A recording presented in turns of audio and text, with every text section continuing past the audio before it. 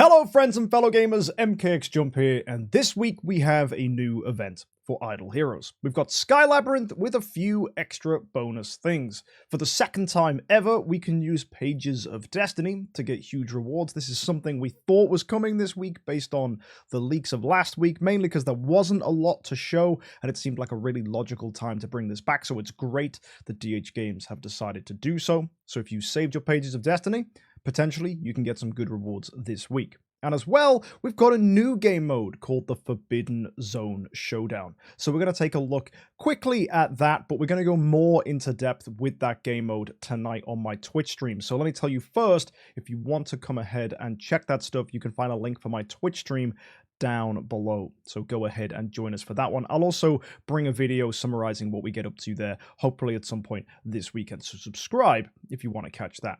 As well, if you want to take part in account reviews where I help you one-to-one, you can also join our Twitch streams, but also consider joining our Discord. You can find a link for that down below. And to take part in account reviews, one easy way you can get permission to sign up is by backing me on Patreon using that link up there. Now, with all that spiel said, let's go ahead and check out this week's event for Idle Heroes.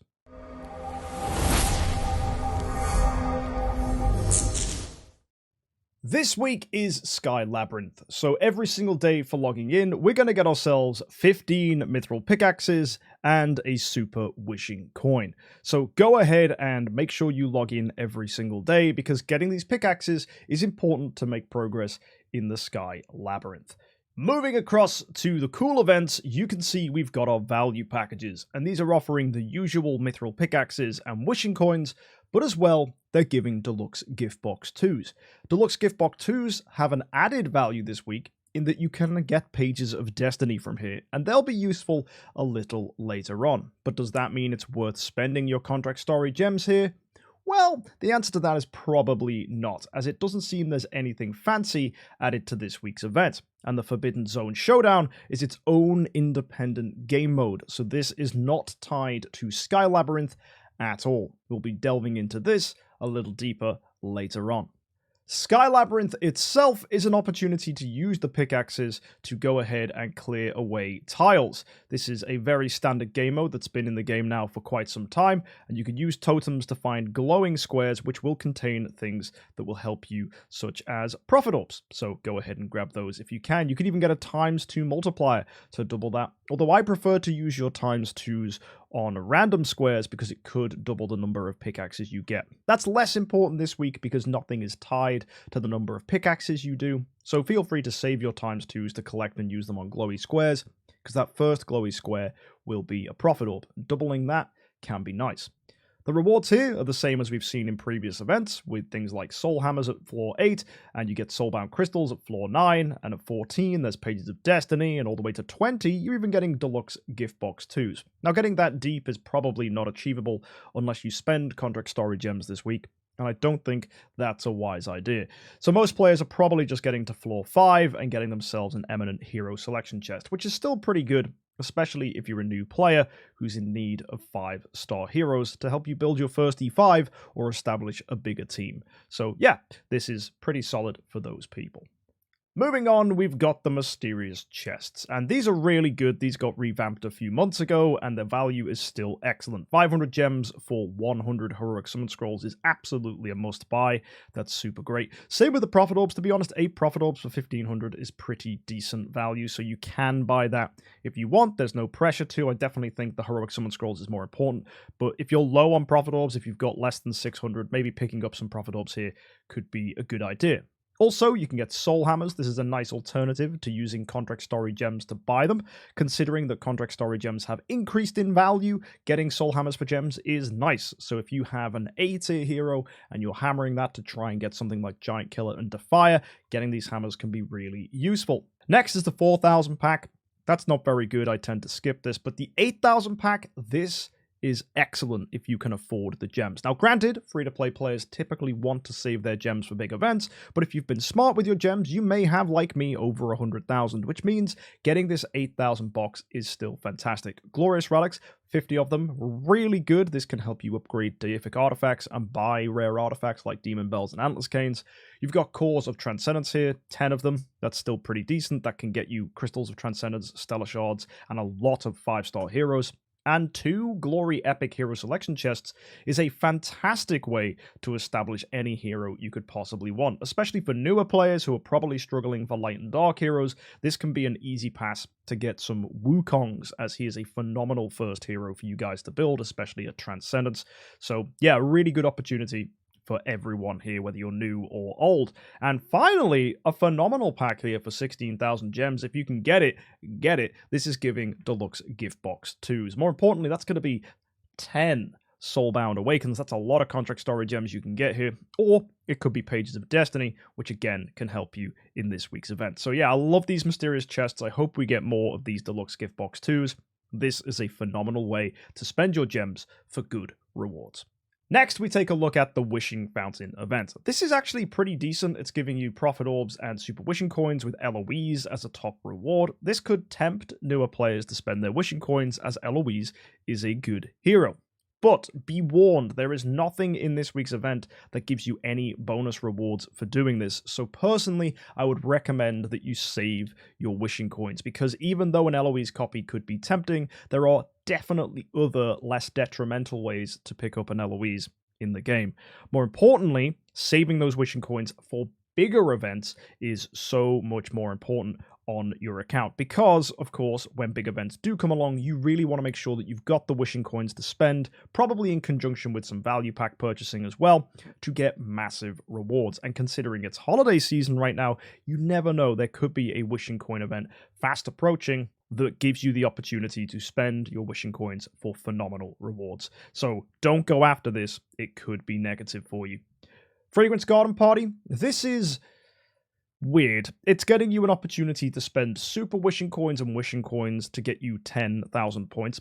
Already, that's super expensive. Just a normal Wishing Coin is only 1 point, so you really have to bloat this using Super Wishing Coins, which I guess you can buy here, but to be honest, guys, this is just a really resource-heavy way of trying to get extra bonus rewards. This is tied to a relay that where you spend through here, you're eventually going to get access to your fragrant privileges. You'll already notice there's no login bonus, so the spending here isn't as good as it could be in an alternate relay. And you need to spend a total of $130 to get all the way to Fragrance Privilege 3. Considering relays like this are repeated quite a lot in various events, not just Wishing Coin events, I think this is the weakest version of this particular event. If you were a spender, you may be tempted by the opportunity for Deluxe Gift Box 2s. That actually could be an argument you want to lean on, especially when you take a look at the Chant of Destiny, which needs Pages of Destiny to get rewards.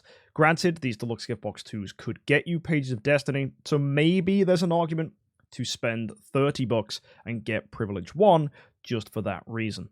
On top of that, you will need to have a lot of Wishing Coins to get to 10,000 points, so that's really only available to spenders who do have enough Super Wishing Coins to do that. You're going to need just under 1,000 to make that a reliable push. Considering as well, you don't want to use your Wishing Coins this week, you're going to have to do this entirely with Super Wishing Coins. If you can, it's not a terrible thing to spend your money on, especially if it's going to mean that you can do the Chant of Destiny.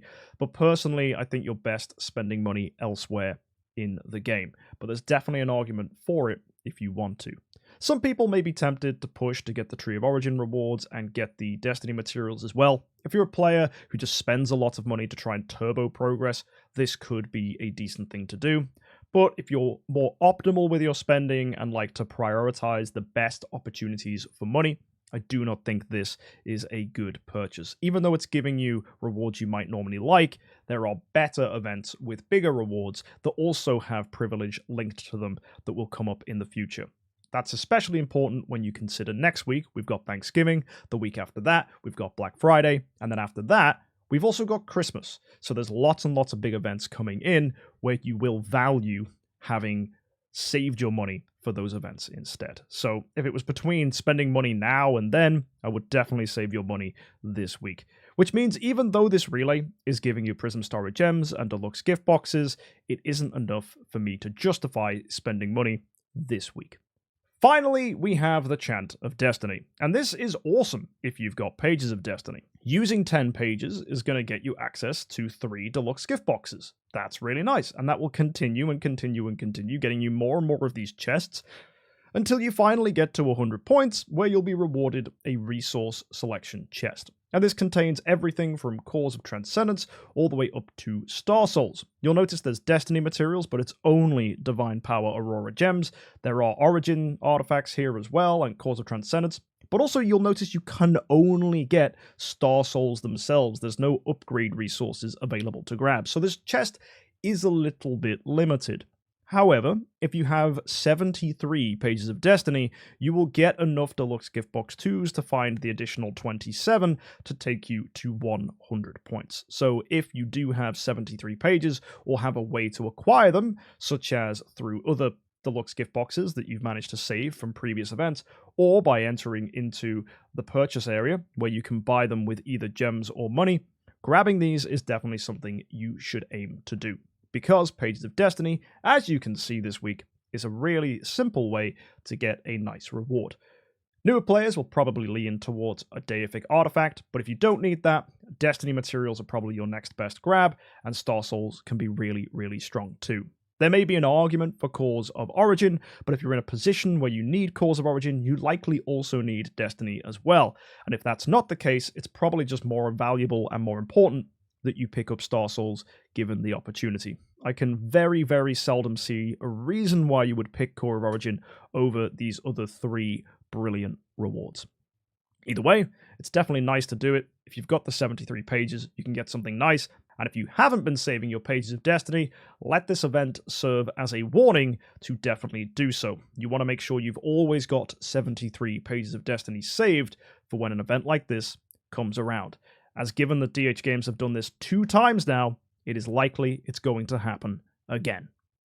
So that's everything for this week's event. Before we look at the Fordden Zone, let's allude to next week, which is the Thanksgiving Feast. This is a heroic summon event. We'll be getting a brand new hero, and considering it's tied to a festival, which is Thanksgiving, we no doubt will have a great opportunity to spend contract starry gems along with heroic summon scrolls to get good rewards. If you want to see what this event's probably going to be like, check out any of our other previous big events that were heroic summon events, or when they released a new hero, and you'll see the basic structure of an event like this. 3,750 contract story gems is the ideal number that you'll need to use in conjunction with 2,000 heroic summon scrolls to maximize your rewards. Alternatively, you'll probably need around 1,500 heroic summon scrolls and 7,500 contract storage gems. Either of those options will get you the most amount of rewards for your contract storage gem spending. Hopefully, that's something you can do. So let's finish with the elephant in the room, the Fordden Zone. DH Games have absolutely smashed it with this phenomenal PvE game. When you look at this on face value, it may just seem like a repeat and a rehash of some stuff we've seen before. We've got our classic Void villains here, the ones that you'll see in Void campaign invasions, and they always pop up again in Force War, but these guys are just the classic big bosses of the game, each one representing a different class. When you fight these guys, you can put together any team of heroes you like, and it should be stressed, these do not have to be transcended heroes. So traditional PvE menaces like Olivia, Heartwatcher, Ignis, Drake, these are all fair game and can be used to assist your team. It's also worth mentioning that this is not like Star Expedition, in that there aren't a series of big buffs that you can pick up to help your team. The only buffs you get are these crystals, which you can find down below, which will add bonus stats to your team, and they can be assigned in the crystal bag to improve your team's performance. So what you want to do here is put in a team of your selected heroes. So I'm going to put in something absolutely overkill here. I've got a Lord of Fear Aspen. We'll slap him on the back line, and we'll just put in whatever hero. I think I'm just going to murk this, so I'll just put in some decent supporting heroes like Halora. We've got Natalie. We've got Melissa. Who else supports really well? Elena. And then Geister's Core will be really, really strong for damage, so we'll add him. We'll also put some burn on. And then, yeah, we'll activate Geister's Core. There you go. You can even, if you want to, use preset lineups here, which is absolutely a phenomenal decision by DH Games. I would strongly recommend this because it means you can tune up your tenants to be powerful boosters for your damage dealers, and using presets is always nice. So let's go ahead and fight this thing. We're probably going to beat this first attempt, as we do have a very, very overtuned team. Yeah, we barely take any damage here. And wow, Natalie one-shot this thing. Phenomenal. Now, here you have the chance to cancel or upload your attack. I'm just going to cancel here, and you'll notice that my attack numbers, these resources at the top, have not changed. It's only when you do an attack that you enjoy enough to send do you want to press upload. This is a really smart touch by DH Games. It means that you guys can experiment with different teams without being punished by using your attack attempts. Instead, when you've done the best possible attack that you think you can achieve on your account, you then can select to upload that attack as your final attempt. This seems like such a small thing, but it's actually brilliant because confined resources like this still stop people from turboing through the game mode, but it doesn't punish people for experimenting, which means it can encourage creativity, allow you to find a team that works for you without you being penalized. And then when you do find a team that you're happy with, you can then submit that team, because everyone's account is different. And this was one of the biggest complaints with the Void Invasion bosses before they added the ability to buy attempts. You used to only be able to do 3 attacks a day, so experimenting was really tricky because you couldn't just send in a team and just see how it did and then adjust the team, because you only had 3 attacks a day. So you had to be very, very careful with how you use those attacks, and then you have to wait to the next day to try again. This game mode is completely different. You can find and experiment as you wish. Once you get enough progress in here, you'll also be able to face the Forbidden Lord. This guy, really cool artwork, looks like a Mero, which is a creature from Irish folklore, but any Warcraft players will recognize this as a Naga, and you can see it's got some cool abilities. And that's the one thing I haven't mentioned about this game mode, is all of the enemies' abilities are open for you to read, learn, and understand. The fact that that is the case is also brilliant, because that means we as individuals and as a community can come up with creative ideas. When you know what an enemy can do, you can then start thinking about what heroes to use to counter this. So this game mode absolutely rewards creativity, it rewards experimentation, and it rewards a skilled understanding of the game. Being able to read what heroes do and react accordingly is one of the most satisfying aspects of playing Idle Heroes. This game is, despite being a hero fighter, really just a problem-solving game where the heroes in it are our solutions to the problems presented. And the fact that we can read the enemy's skills rather than have to figure them out for ourselves by watching a fight is very, very helpful, because it means we can then apply what we learn to figure out cool teams. Combine that with the fact then that you can attack as many times as you like before sending your final upload. I think DH Games have released a fantastic game mode that highlight all the good aspects of Idle Heroes without falling into the pitfalls that DH Games present to us when they limit our attack numbers or hide an enemy's skills. On top of that, the rewards here are also really nice. If you get into the top 1,000 of players, you'll get yourself a 9-star puppet selection chest, which is great. It helps you build food. You're getting 6-star puppets too, a few extra gems, and even a chest here that contains grimoire materials or stellar shards. Grimoire resources are definitely the best thing to pick up here, but just this chest alone is just a really nice touch. And on top of that, you've just got some added bonus rewards here: promotion stones, dust, spirit or gold, whatever you may need, which are just standard upgrade resources that can help on your account as well. So this just gives us food and essential resources needed to progress our accounts and expand our grimoires. Again, a really smart touch for rewards from DH Games, because there's nothing game-breaking here, there's nothing that's a unique exclusive item that's rewarding players unnecessarily, it's just giving you more of what you need to help you grow your account. So the incentive is good, the game mode isn't tiresome or clunky or punishing. It just seems like DH Games have absolutely smashed what is a fantastic game mode. I look forward to this coming out more, and I think the Fordden Zone is going to be something that is quickly loved by the community. I'm excited to see just how tough this Forbidden Lord is, but overall, I think DH Games really hit the mark. If you guys have any thoughts about that game mode, let me know in the comments section down below. And don't forget to join us on Twitch tonight, where I will be experimenting with some teams in that Forbidden Zone showdown. We'll also be talking about the bosses, what abilities I think are going to be good, and good creative ways to overcome some of their challenges. So if you want to join that, join our Twitch stream tonight. You can find a link down below. Or if you can't catch that, I will be bringing that video to YouTube as well. So stay tuned and hit that subscribe button for that. And of course, next week is Thanksgiving, so make sure you subscribe for an event review for next week's event, because that's going to be a huge opportunity for free-to-play players and spenders alike to get huge rewards. So make sure you do not miss that video. I'll see you next time, guys. Thank you for tuning in. Have an amazing week, and of course, happy idling.